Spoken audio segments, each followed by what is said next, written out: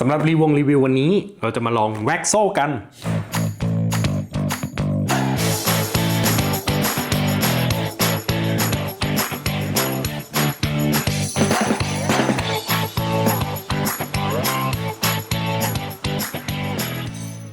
และอุปกรณ์ที่เห็นอยู่ตรงหน้าตรงนี้ก็คืออุปกรณ์ที่เราจะใช้ในการแว็กโซ่วันนี้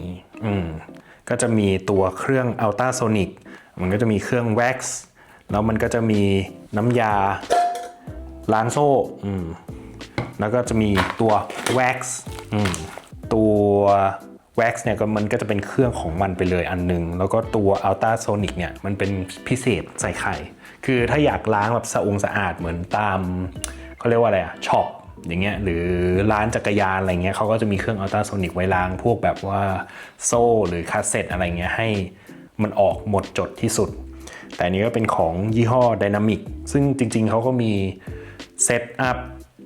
แว็กซิ่งของเขาด้วยมีเครื่องของเขาด้วยแต่ว่าเราไม่ค่อยชอบเครื่องของเขาเราก็เลยซื้อมาแค่ตัวล้างอย่างเดียวซึ่งตัวแว็กเนี่ยเราก็ไปซื้อของซิลกาถ้าใครชอบยี่ห้อไหนอะไรยังไงก็ไปเลือกยี่ห้อนั้นเพราะว่าจริงๆแล้วมันไม่ได้ต่างกันมากมันแล้วแต่ความชอบในเรื่องของการแว็กซิ่งเพราะว่าสุดท้ายแล้ว melting point มันขึ้นอยู่กับแว็กแต่ส่วนมากมันก็จะใกล้ๆกันอะไรอย่างเงี้ยแล้วก็ทุกยี่ห้อเขาจะมีบอกวิธีการทำอยู่แล้วฉะนั้นมันไม่ได้เป็นปัญหาในการที่เราจะทำแว็กซิ่งเองนะจ๊ะซึ่งนอกเหนือจากนั้นเราก็จะมีตัวอย่างที่บอกอันนี้คือน้ำยาล้างโซ่ใช่ไหมแล้วก็อันนี้ก็ต้องเป็นแว็กซ์แล้วทำไมเราถึงเลือกที่จะมาแว็กซ์แว็กซ์มันดียังไงการแว็กซ์โซ่มันดียังไงคือเป็นคนที่ใช้น้ำมันหยอดโซ่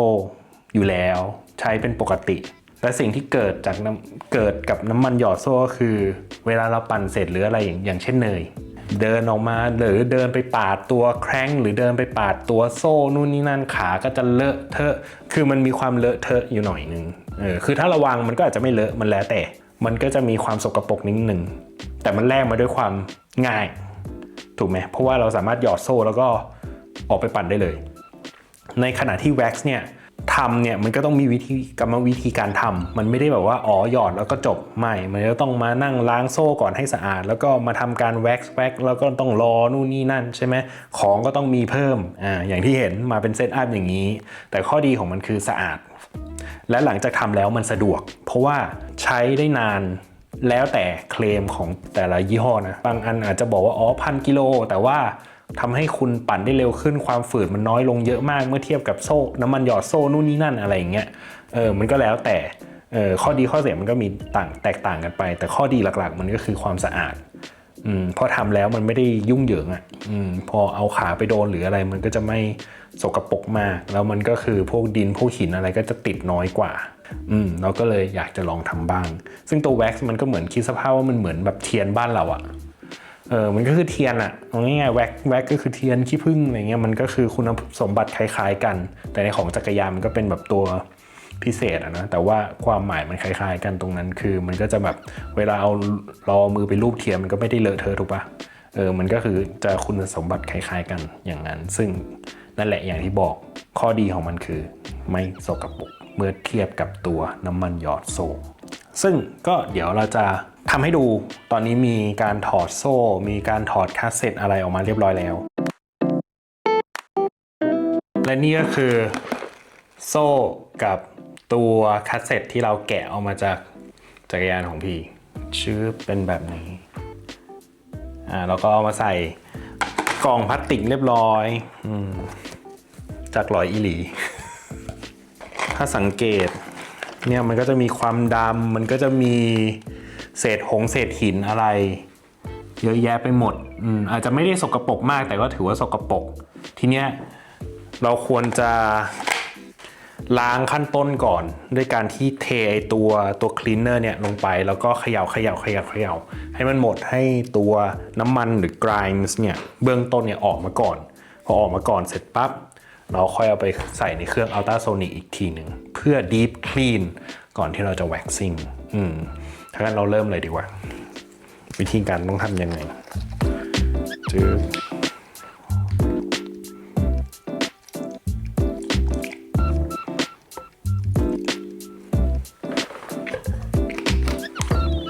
แล้วก็ใส่ถุงมือด้วยนะเอาปั๊บปิดให้เรียบร้อย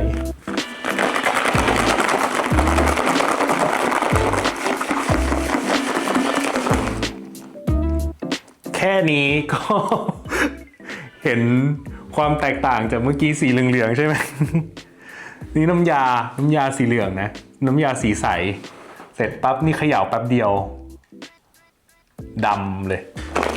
ซึ่งจริงๆแล้วอ่ะถ้าเกิดว่าใครที่ไม่ได้มีเครื่องอัลตราโซนิกมันไม่ได้หมายความว่าเราจะแว็กไม่ได้นะคือมันจริงๆแล้วอ่ะมันทำแค่นี้แหละมันทำแค่นี้แล้วล้างจนสะอาดที่สุดเท่าที่เราเห็นด้วยตาเนื้อเนี่ยแล้วเรารู้สึกว่ามันสะอาดสุดๆแล้วก็คือยิ่งสะอาดได้มากเท่าไหร่ยิ่งดีในไอ้พวกน้ำยาสมัยเนี้ยเดี๋ยวนี้มันล้างได้แทบหมดแล้วมันยังไม่จำเป็นต้องมีตัวไอ้เครื่องอัลตราโซนิกหรอกมันทำอย่างเงี้ยแล้วก็เอาไปล้างน้ำแล้วก็เอามาทำอย่างเงี้ยอีกทีนึงถ้าเกิดว่าเรารู้สึกว่ามันไม่พอก็ได้พอมันสะอาดเสร็จปั๊บเราก็คือตากแล้วก็รอที่จะเข้าเครื่องแว็กกลิ่นเหมือนพวกแบบว่าน้ำยาล้างน้ำมันทั่วไปเลยเพราะว่ามันต้องมีการล้างน้ำมันแต่ว่าอันเนี้ยมันก็ค่อนข้างที่จะเบื้องต้นก็ดูสะอาดเราก็ได้มาแล้วสำหรับตัวโซ่แล้วก็คัสเซ็ตที่เราไปล้างมาโซ่ล้างไป2 รอบคัสเซ็ตล้างไป1 รอบก็ค่อนข้างสะอาดแล้วนะแต่ว่าเราอยากได้ Deep Clean อย่างเงี้ยฉะนั้นเราก็เลยต้องเอามันมาใส่ในเครื่อง Ultrasonic Cleaner นี่เองอันนี้เราก็ชงน้ำยาเสร็จเรียบร้อยแล้วก็คือใส่อันนี้ตามสูตรของ Dynamic เขาให้ใส่น้ำเปล่า700แล้วก็น้ำยาของเขา200ก็ใส่กันเข้าไปปึ๊บปั๊บแล้วเราก็ทำการเปิดเครื่องเสร็จปั๊บตัวนี้มันสามารถเซตอุณหภูมิได้ถึง80 องศาทีนี้แล้วก็เซตเวลาได้ว่าจะเอาเท่าไหร่แล้ววิธีการมันก็คือเราต้องให้ความร้อนเนี่ยมันไปถึงจุดที่เราต้องการก่อนเราถึงจะค่อยหย่อนโซ่ลงไปนะฉะนั้นเดี๋ยวเซตความร้อนก่อนตอนนี้เซตเวลาที่70ก็70นั่นแหละแล้วก็กดปึ๊บจะขึ้นว่าออนคือทำงานเราก็รอจนมัน70 องศารอไปยาวๆเพราะว่าความร้อนเพิ่งมาที่22 องศาเองระหว่างนี้เราก็ไปร้านลาหาอะไรกินก่อนละกันเดี๋ยวกลับมาอีกทีตอนเครื่องร้อนแล้วทุกคนจะสงสัยว่าทำไมไม่ไปร้านเพราะว่าร้านที่นี่ 1. ต้องขอ appointment ก่อน 2. ต้องรอมันไม่ใช่ว่าโทรไปวันนี้ไปพรุ่งนี้รอไปอีกประมาณ 3-4 วัน 3-4 วันเสร็จปุ๊บเอาของไปให้ไม่ได้รับกับวันเดียวกันต้องรอไปอีกอาทิตย์2 อาทิตย์เราเลยทำเองดีกว่ามีทุกอย่างตอนนี้อุปกรณ์มีทุกอย่างแล้วไม่ใช่ว่าทุกร้านจะรับทำทุกอย่างเราจะต้องโทรไปถามก่อนว่าเขารับทำเซอร์วิสนี้ไหมถ้าเขาไม่รับเราก็ต้องไปหาร้านใหม่เพราะว่าเขาเลือกงานจ้ะ เราก็เลยตัดสินใจว่ากูทำเองหมดเลยจ้ะกูจะไม่ไปร้านแล้วจ้ะเนี่ยกูก็เลยมีทุกอย่าง ใกล้อุณหภูมิได้แล้ว70แล้วเดี๋ยวเราจะทำการหย่อนโซ่แล้วก็ให้อัลตราโซนิกทำงานจึบค่อยๆหย่อนลงไปชืบเสร็จปั๊บอันนี้เราตั้งไว้แล้วใช่ไหม20เราก็กดมันก็จะออนว้าวโอเคเราก็จะปล่อยให้เขาทำงานไป20 นาทีแล้วเดี๋ยวเขาก็จะตัดจบเองระหว่างนี้เราก็รออีกเช่นกัน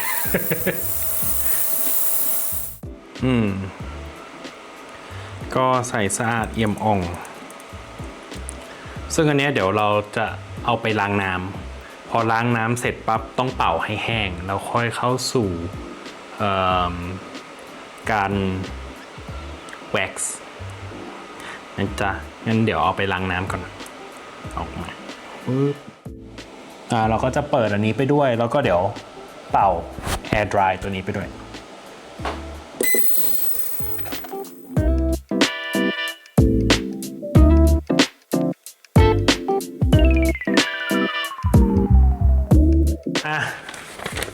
เสร็จเรียบร้อยแล้วอันนี้ก็เรียบร้อยแล้วเดี๋ยวเอาไปล้างส่วนนี้เนยก็เป่าแห้งเสร็จเรียบร้อยแล้วอันนี้แมนนวลเดี๋ยวเราเอาตัวกรีซมาเซตอัพเอานี้ไปวางไว้ตรงนู้นก่อนแล้วเดี๋ยวเริ่มทำการแว็กซ์เลยดีกว่าสำหรับวิธีการเนี่ยเดี๋ยวเริ่มจากการร้อยโซ่เข้ากับไอตัวที่ห้อยนี้ก่อนเลย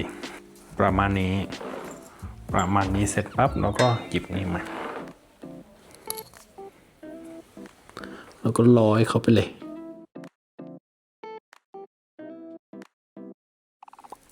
นี่มันก็จะประมาณนี้แต่เราต้องใส่แว็กซ์ก่อนซึ่งจำนวนแว็กซ์เนี่ยมันก็คือขึ้นอยู่กับแต่ละยี่ห้ออะไรอย่างเงี้ย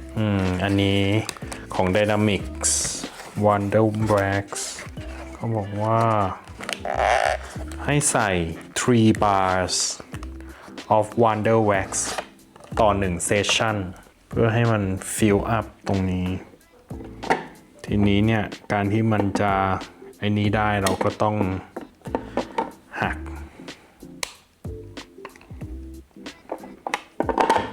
เราก็เซตความร้อนให้มันอยู่ที่75เพราะว่าตัวแว็กซ์อะเขาบอกว่า75องศามันก็จะเริ่มละลายแล้วเราก็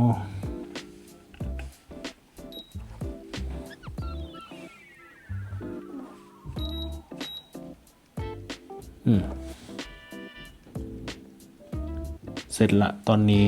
เขาค่อยๆอุ่นมันขึ้นมาละก็ระหว่างที่เรารอแว็กซ์เมลต์หรือให้แว็กซ์ละลายเราก็จะมาประกอบตัวคาสเซ็ตเข้ากับล้อก่อนซึ่งเราก็มีอุปกรณ์ครบหมดทุกอย่างครับ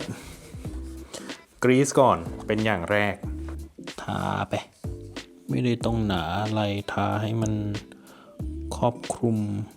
แล้วเราก็อันเนี้ยเป่าให้แห้งให้เรียบร้อยเสร็จเห็นไหมของสแลมมันเป็น XDR กับตรง XDR แล้วก็หาล็อกที่ถูกต้องแล้วก็หย่อนมันลงไป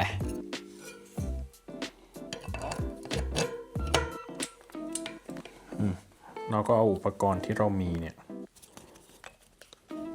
มาใช้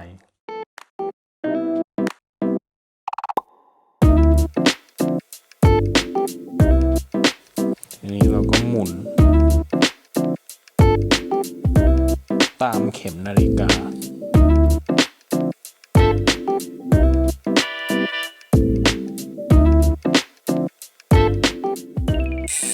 เรียบร้อย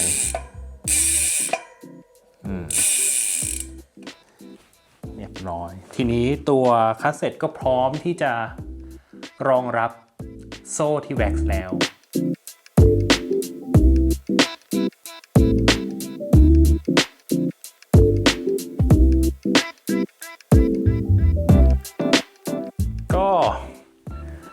แล้วก็เอาโซ่หย่อนลงไปแล้วเนาะซึ่งหย่อนที่ความร้อนเนี่ยเขาให้เซตไว้ที่75องศาแล้วก็หย่อนโซ่ลงไปเบาๆอย่าให้มันกระชอกแล้วก็แช่อยู่ในเนี้ยสักประมาณ10นาทีเราก็จับเวลาพอ10นาทีเสร็จเนี่ยเราก็ค่อยๆเอามันยกขึ้นมาแล้วก็มาห้อยให้มันตากอีกสักประมาณ10-15นาทีให้มันแห้งเสร็จปั๊บเขาก็บอกว่าให้เราแบบเบรกมันนิดนึงให้แบบว่าเหมือนแบบเวลาเทียนมันแห้งอ่ะมันก็แข็งไงเขาบอกให้หักให้มันไอ้นี่นิดนึงเวลาเอาไปใส่จักรยานมันจะได้ง่ายๆนี่ก็ห้อยมาได้ประมาณ10นาทีละจับเวลาไว้เรียบร้อยเดี๋ยวเราเอาขึ้นมาตากเลยดีกว่า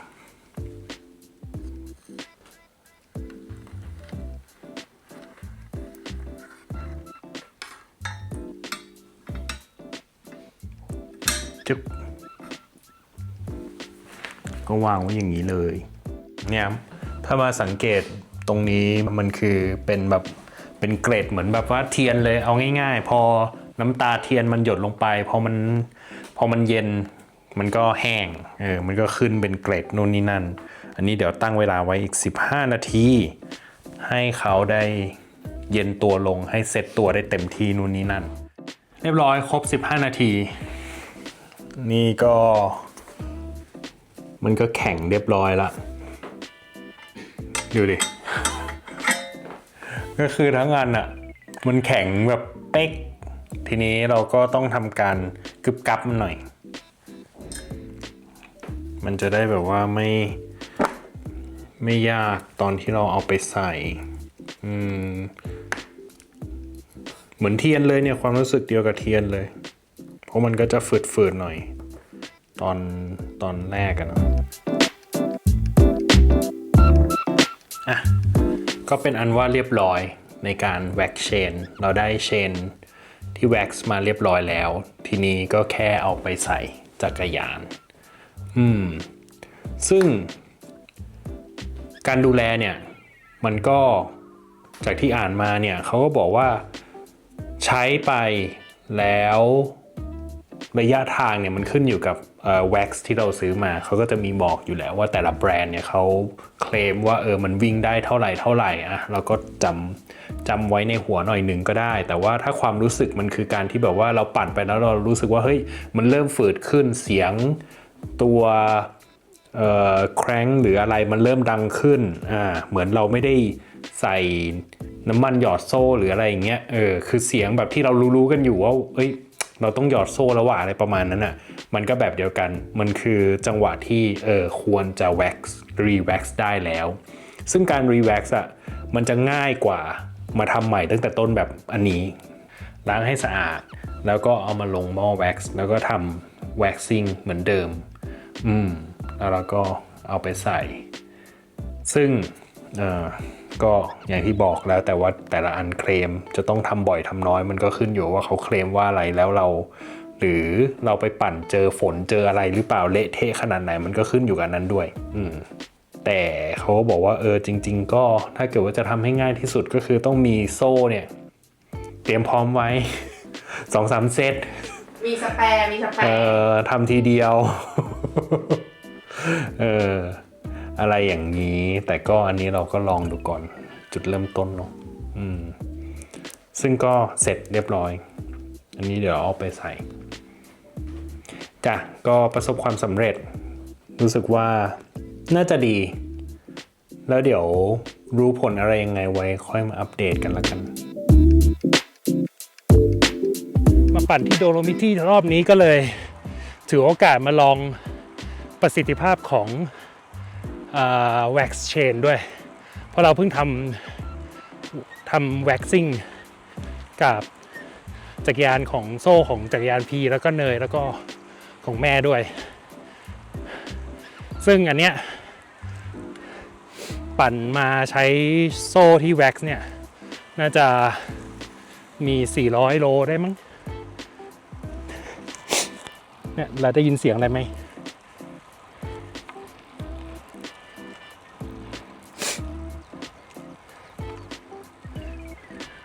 ไม่มีเลยไม่มีเสียงโซ่ให้รำคาญใจไม่ต้องมานั่งหยอดน้ำมันโซ่ใหม่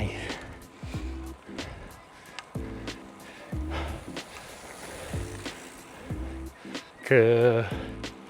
ถือว่าสบายไม่เละเทะด้วยเวลาขาไปโดน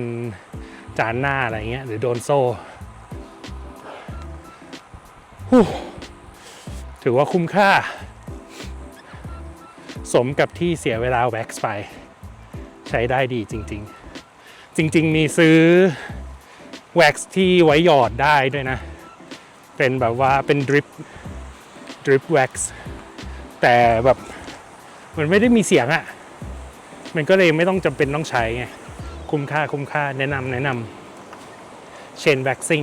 พร้อมค่ะอันนี้ไม่น่าจะผิดแผนแล้วยกเว้นว่าเขายกเลิกรถไฟเราพบเจอปัญหา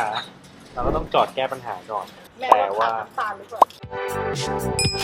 ยังไม่ถึง20 กิโลน่าคือเรือดิสนีย์